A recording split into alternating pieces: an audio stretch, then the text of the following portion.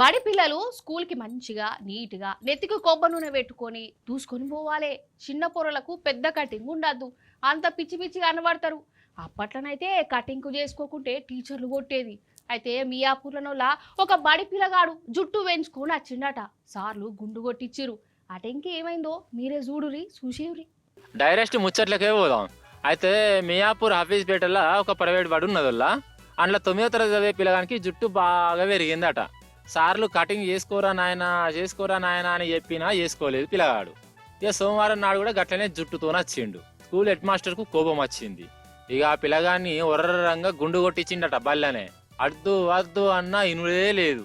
ఇక కొడుకుకు గుండు కొట్టించుతూనే వాళ్ళ అమ్మ కోపం వచ్చింది. బడికి వచ్చింది. ఏమంటుందంటే, బ్లాక్ బోర్డ్ స్కూల్ 5వ క్లాస్ నుండి వేస్తే వీళ్ళు సాటర్డే రోజు గుండు కొట్టించిండ్రు. కానీ తల్లిదండ్రులు లేని పర్మిషన్ లేనిది అయితే కొట్టియ్యారు కదా. ఏ స్కూల్లో అయినా కొట్టిస్తారా? మా ఎంటికలు మాకు కావాలి, మా అబ్బాయి ఎంటికలు మాకు కావాలి, మా ఎంటికలు మాకు కావాలి, మా అబ్బాయి ఎంటికలు మాకు కావాలి. అబ్బర బిడ్డ, అది ఇప్పుడు ఏ డిమాండ్. ఇన్నొద్దులు నెత్తి మీద ఎట్లనైతే ఎంటికలు ఉన్నాయో గట్లనే కావాలి అని అంటుందల్లా. మరి కటింగ్ ఎందుకు కొట్టియలేదు అంటే, అయితే పిల్లగానికి యాదాద్రి మొక్కున్నదట, అందుకే కటింగ్ చేయించలేదని చెప్తోంది. ఈ సార్లు చేయబట్టి నా మొక్కు పోయింది, నా కొడుకు గుండు మీద ఎంటికలు ఉండవలసింది అని మంకు మీద ఉన్నదల్లా. మాకు మొక్కు ఉంది, ఆ మొక్కు పడి మేము తీర్చుకోవాలని నేను అబ్బాయికి కూడా చెప్పిన.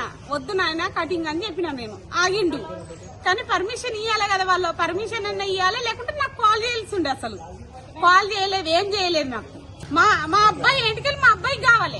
ఇప్పుడు వాళ్ళు ఎట్లా గుండు కొట్టించి నా అబ్బాయికి ఎంటికలు ఎట్లున్నాయో అట్లా కావాలి. ఎంటికలు తెచ్చి వాళ్ళు ఎట్లా వేస్తారో మా ఎంటికలు మాకు ఇప్పియాలి. ఇది మొక్కుబడింది. అసలు నరసింహస్వామి మొక్కుబడి ఈ రోజు చెప్తున్నా నేను. మరి ఇప్పుడు ఈ పిల్లగాని నెత్తి మీదకి ఎంటికలు ఎట్లా రావాలి, ఏంది కథ? 3 నెలలు ఓపిక పడితే అవే అత్తాయి. గాని మరి మా మొక్కు సంగతి ఏంది? దేవుడు కోపానికి రాడా అని బాధపడుతుంది. అది అన్నట్టు ముచ్చట.